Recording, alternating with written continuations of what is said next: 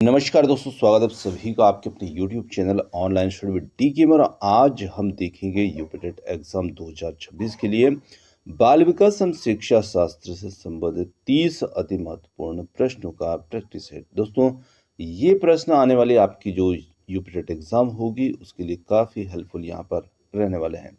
तो बने रहिए वीडियो के साथ लास्ट तक और चलते हैं अब हम प्रश्नों की ओर। ऐसे ही प्रश्नों का पीडीएफ प्राप्त करने के लिए आप online study with DK Telegram group साथ में व्हाट्सएप ग्रुप को ज्वाइन कर सकते हैं, जिनका लिंक आपको वीडियो के डिस्क्रिप्शन में मिल जाएगा। तो चलिए हमारे क्वेश्चन की ओर बढ़ते हैं। देखिए, फर्स्ट क्वेश्चन आता है, बुद्धि के द्विकारक सिद्धांत टू फैक्टर थ्योरी जो थी, तो बुद्धि के द्विकारक सिद्धांत का जो प्रतिपादन है वो किसने किया है? 4 विकल्प आपके सामने है, JP Guilford, Charles Spearman, Thurstone या हावर्ड गार्डनर। तो यहाँ पर बात की जाए चार्ल्स स्पीयरमैन जो थे, इन्होंने बुद्धि के द्विकारक जो फैक्टर है, द्विकारक सिद्धांत है, उसका यहाँ पर प्रतिपादन इन्होंने किया है। और इन्होंने बताया है बुद्धि का द्विकारक सिद्धांत, जिसके अनुसार बुद्धि में 2 कारक होते हैं, एक होता है सामान्य कारक और एक होता है विशिष्ट कारक। जो सामान्य कारक होता है उसे जी फैक्टर भी कहा जाता है, जनरल फैक्टर, तो शॉर्ट में उसे जी फैक्टर भी हम कहते हैं, और ये हमारे सभी बौद्धिक कार्यों के लिए जिम्मेदार होता है। दूसरा जो कारक उन्होंने बताया था विशिष्ट कारक, जिसे हम स्पेसिफिक फैक्टर कहते हैं, या शॉर्ट फॉर्म में उसको एस फैक्टर भी कहा जाता है, जो कि होता है विशिष्ट कौशल या योग्यताएं जो अलग अलग कार्यों में भिन्न होती है। तो यहाँ पर बी विकल्प जो होगा वो हमारे प्रश्न का उत्तर होगा। अगला हमारा महत्वपूर्ण प्रश्न है, डिस्ग्राफिया मुख्य रूप से किस समस्या से संबंधित है? तो देखिए, डिस्ग्राफिया, डिसलेक्सिया, ये जो प्रश्न हैं, 2 प्रश्न ये अक्सर आपको पूछे जाते हैं। कभी पठन विकार पूछते हैं तो कभी लेखन विकार पूछते हैं। तो यहाँ पर डिस्ग्राफिया मुख्य रूप से किस समस्या से संबंधित है? बोलने की में कठिनाई, गणना करने में कठिनाई, लिखने में कठिनाई या सुनने में कठिनाई। तो यहाँ पर बात की जाए डिस्ग्राफिया की, तो डिस्ग्राफिया जो होता है वो एक लेखन संबंधित दोष है, लिखने की अक्षमता है, जहाँ व्यक्ति की लिखने की क्षमता जो होती है वो प्रभावित होती है। लिखने की जो क्षमता होती है वो अस्पष्ट होती है, अनियमित होती है, अक्षरों को बनाने में कठिनाई होती है। ये समस्याएं जो है डिस्ग्राफिया में देखने को मिलती है। तो यहाँ पर सी विकल्प के साथ में हमारा उत्तर बन जाएगा। चलिए अगला प्रश्न लेते हैं। अगला हमारा प्रश्न आता है, जब बच्चे किसी कार्य को करते हुए स्वयं से बात करते हैं, जैसे मुझे इस टुकड़े को यहाँ रखना चाहिए, तो यह वाइगोत्स्की इसे क्या मानते हैं? यहाँ पर अहम केंद्रित भाषण, पियाजे के अनुसार निजी भाषण, सामाजिक संपर्क या चुनौती का कार्य। तो देखिए, यहाँ पर जब बच्चा स्वयं से बातें करता है कोई काम करते हुए, तो यहाँ पर लेव वाइगोत्स्की के अनुसार ये बच्चे का निजी भाषण है, मतलब एक प्राइवेट स्पीच है। तो यहाँ पर जब बच्चा कुछ कार्य करते हुए अपने विचारों को विनिमित करने हेतु ऐसा करता है, तो यहाँ पर इसे कहेंगे निजी भाषण। जो ऑप्शन बी होगा वो यहाँ पर हमारा उत्तर होगा। चलिए अगला प्रश्न है, किसी छात्र की बौद्धिक क्षमता को जानने के लिए शिक्षक किस प्रकार के उपकरणों का उपयोग कर सकते हैं? तो देखिए, यहाँ पर जब किसी छात्र की हमें बौद्धिक क्षमता का पता करना हो, तो यहाँ पर उपलब्धि परीक्षण, बुद्धि परीक्षण, अभिवृत्ति परीक्षण या व्यक्तित्व परीक्षण, तो यहाँ पर हम बौद्धिक क्षमता को जानने का प्रयास कर रहे हैं, और यहाँ पर इसके लिए हम प्रयोग में ला सकते हैं बुद्धि परीक्षण। जो होता है ये यहाँ पर बौद्धिक क्षमता और समस्या समाधान के कौशल को मापने के लिए ही डिजाइन किया गया है। तो ऑप्शन बी यहाँ पर उत्तर होगा। बच्चों के संज्ञानात्मक विकास को सुगमता से बढ़ावा देने के लिए एक शिक्षक को बच्चों को केवल उनके आईक्यू पर ध्यान केंद्रित करने के लिए प्रेरित करना चाहिए, बच्चों को केवल पाठ्य पुस्तक पर निर्भर रहने के लिए प्रोत्साहित करना चाहिए, या बच्चों को समृद्ध और विविध शैक्षिक वातावरण प्रदान करना चाहिए, या डी है बच्चों के बीच प्रतिस्पर्धा को अत्यधिक बढ़ावा देना चाहिए। तो देखिए, जब हम बच्चों में संज्ञानात्मक विकास को सुगमता से बढ़ाना चाह रहे हैं, तो हम सुगमता से तभी बढ़ा पाएंगे जब हम बच्चे को विविध प्रकार के, समृद्ध प्रकार के शैक्षिक वातावरण जब प्रदान करेंगे। तो यहाँ पर सी विकल्प जो होगा, जहाँ पर बच्चों को समृद्ध और विविध शैक्षिक वातावरण उपलब्ध कराना चाहिए, ये हमारा इसमें उत्तर होगा। आगे लेते हैं अगला प्रश्न। अगला प्रश्न है, एक शिक्षिका अपने विद्यार्थियों को विभिन्न प्रकार की सीखने की शैलियां प्रदान करती है, उन्हें व्यक्तिगत आवश्यकताओं को पूरा करने में मदद करती है, वह किससे प्रभावित है? तो यहाँ पर बात की जाए, जब शिक्षिका अपने विद्यार्थियों को सिखाने के लिए विभिन्न अलग अलग प्रकार की शैलियां प्रदान करती है, और उनकी जो व्यक्तिगत आवश्यकताएं, हर बच्चे की अलग अलग आवश्यकता हो सकती है सीखने में, तो उन सभी को वो पूरा भी करती है। तो यहाँ पर शिक्षिका किससे प्रभावित है? बीएफ स्किनर का क्रिया प्रसूत अनुबंधन सिद्धांत, हार्वर्ड गार्डनर का बहुबुद्धि सिद्धांत, लेव वाइगोत्स्की का सामाजिक सांस्कृतिक सिद्धांत, या सिगमंड फ्रायड का मनोविश्लेषणात्मक सिद्धांत। तो देखिए, यहाँ पर हर सिद्धांत की खूबी आपको पता होना चाहिए कि ये सिद्धांत किस चीज पर आधारित है। तो इन्हीं में से एक सिद्धांत जो हार्वर्ड गार्डनर का बहुबुद्धि सिद्धांत है, ये सिद्धांत बताता है कि जो बुद्धि है वो कोई इकाई नहीं, बल्कि अलग अलग या कई प्रकार की बुद्धिमत्ताओं का एक समूह है, जहां पर शिक्षिका विभिन्न शैलियों का उपयोग करती है और मानती है कि छात्रों में अलग अलग बुद्धिमत्ताएं हैं और उन्हें सिखाने के लिए भी अलग अलग तरीकों की आवश्यकता है। तो शिक्षिका यहाँ पर हार्वर्ड गार्डनर के बहुबुद्धि सिद्धांत से प्रभावित होगी। अगला प्रश्न आता है, वाइगोत्स्की के अनुसार सीखने में एक वयस्क के द्वारा बच्चे को अस्थायी सहायता यानी कि टेम्परेरी सपोर्ट प्रदान करना क्या कहलाएगा? बहुत अच्छा प्रश्न है और अक्सर ये प्रश्न पूछा जाता है, महत्वपूर्ण बनता ही है। तो यहाँ पर जब हम बात करें कि एक टेम्परेरी सपोर्ट की, अस्थायी सहायता की, उसे हम अनुकूलन कहते हैं, पाड़ या मचान कहते हैं, या आत्मसातीकरण कहते हैं, या समीपस्थ विकास का क्षेत्र कहते हैं। तो देखिए, शिक्षण के अंदर एक ऐसी टेक्निक होती है जहां पर हम बच्चे को अस्थायी सपोर्ट देते हैं, है ना, उसे टेम्परेरी सपोर्ट देते हैं। तो ये अस्थायी सहायता जो होती है, इसे स्कैफोल्डिंग भी कहा जाता है, साथ में इसे पाड़ या मचान भी कहा जाता है। तो दोनों तीनों शब्दों को आप ध्यान रखिएगा, ताकि किसी भी प्रकार से विकल्प आपके सामने रखा जाए, आप उसे क्लियर कर पाएं।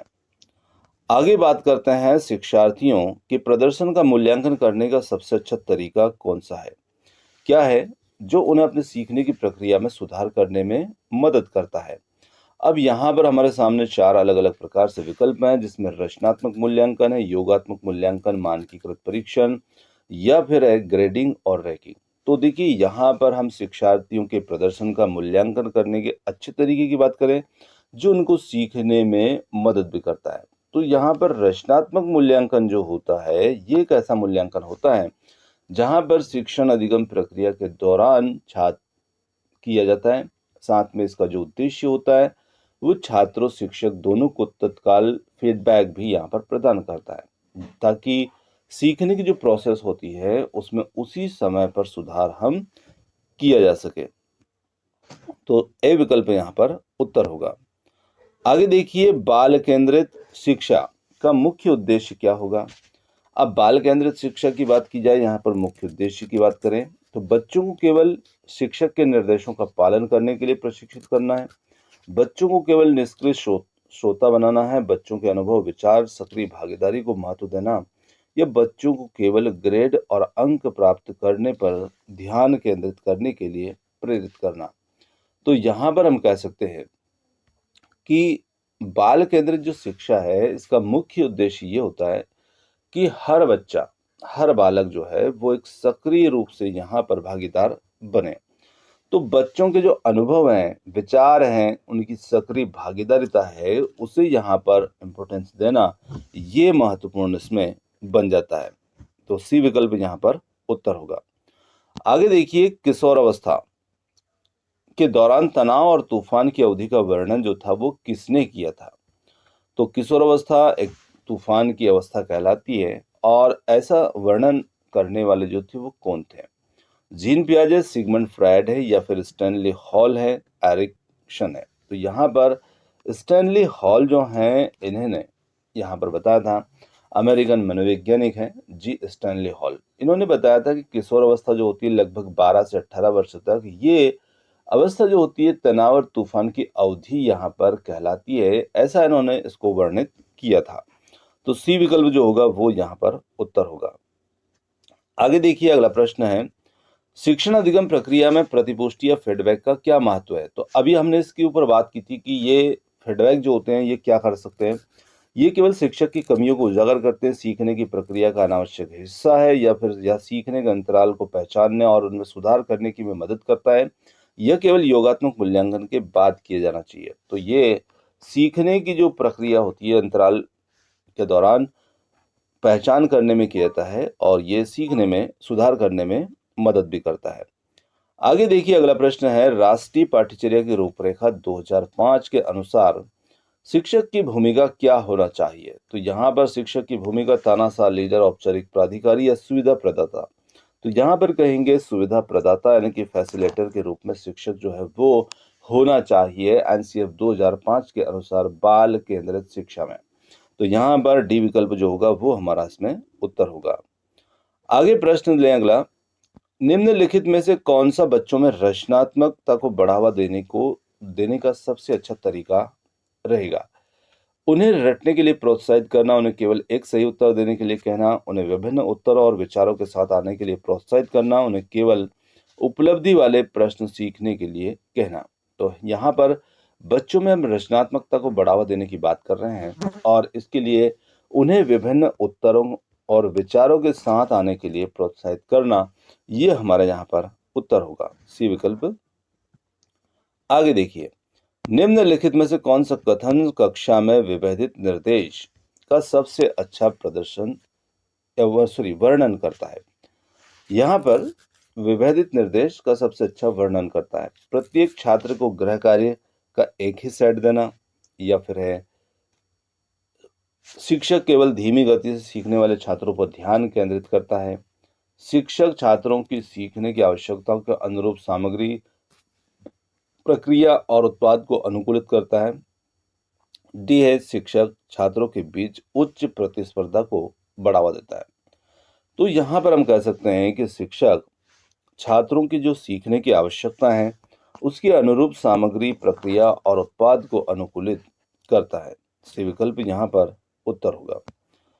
अधिगम को प्रभावित करने वाला सबसे महत्वपूर्ण कारक क्या है? शिक्षक की योग्यता, विद्यालय की इमारत, बच्चे की तत्परता और प्रेरणा, पाठ्यपुस्तकों की उपलब्धता।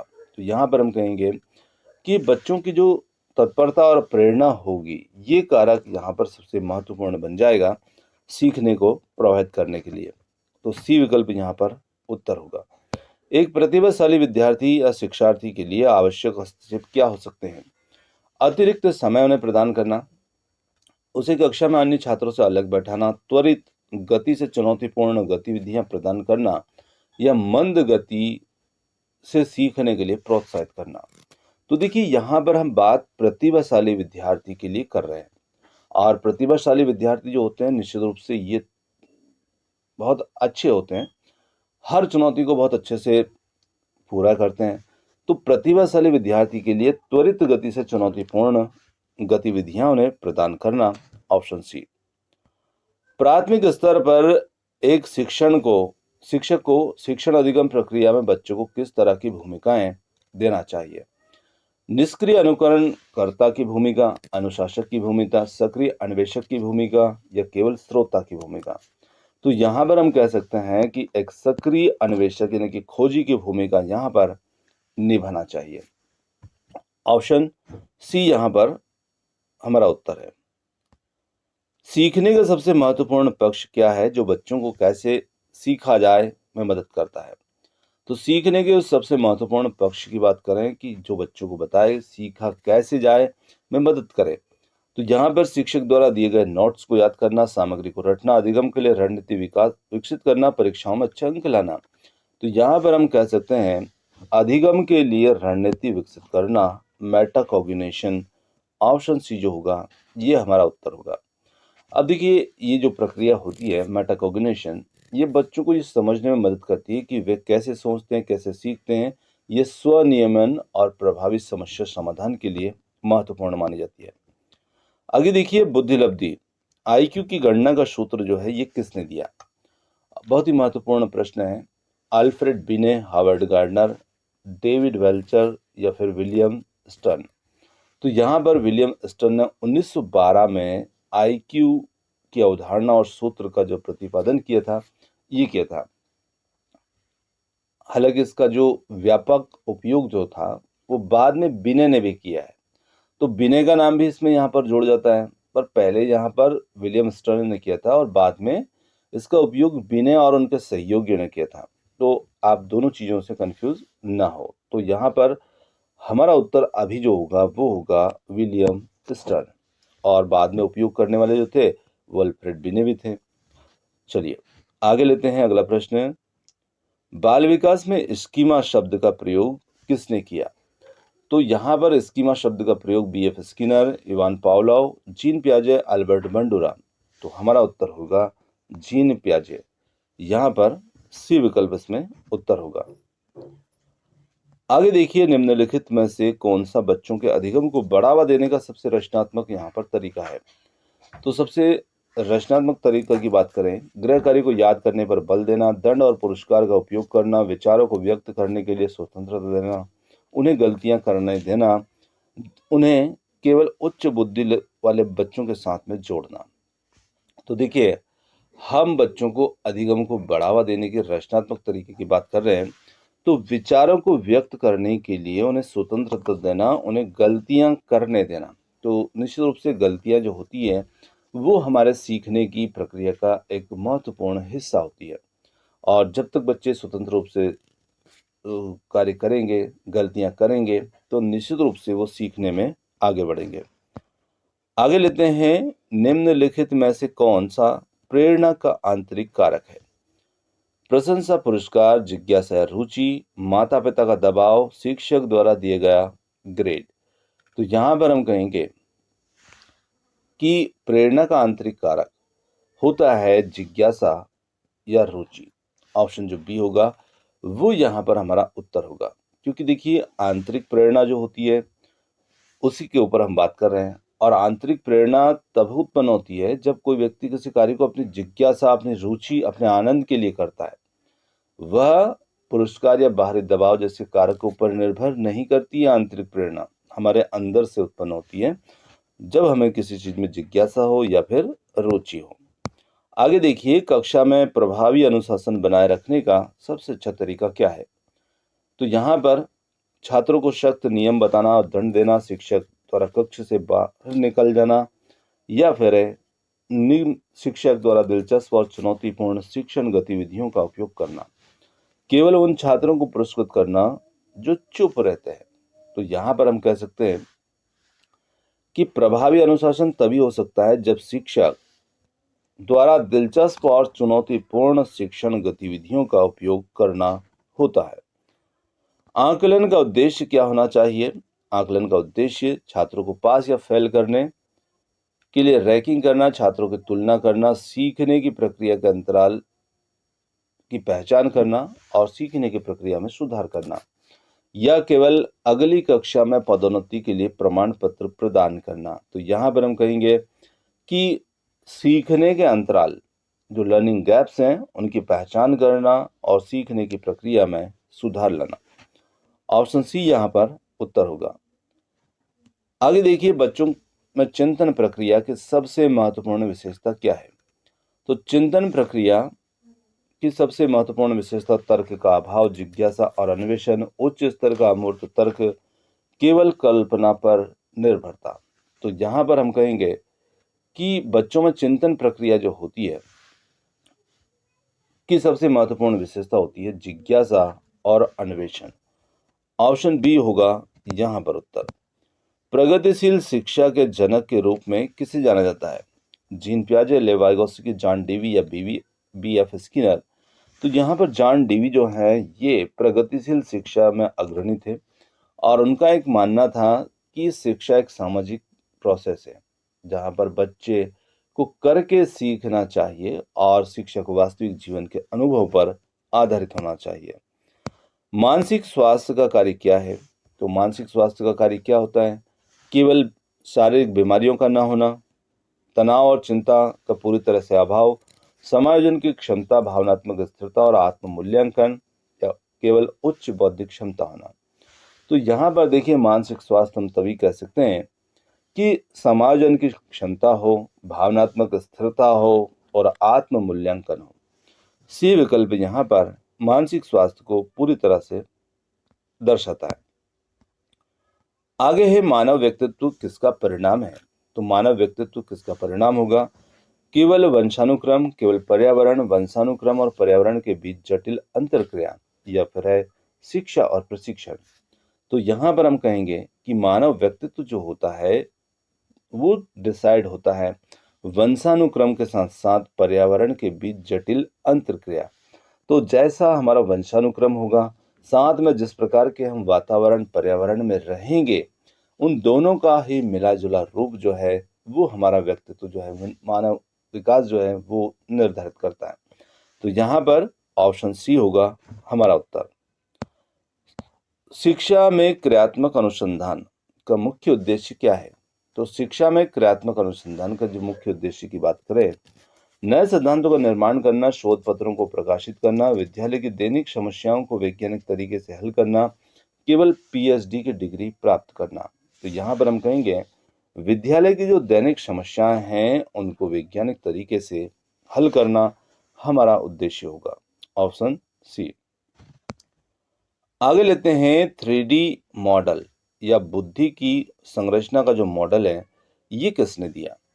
तो यहाँ पर हम कहेंगे Charles Spearman, JP Guilford, Howard Gardner, Thomas gardener.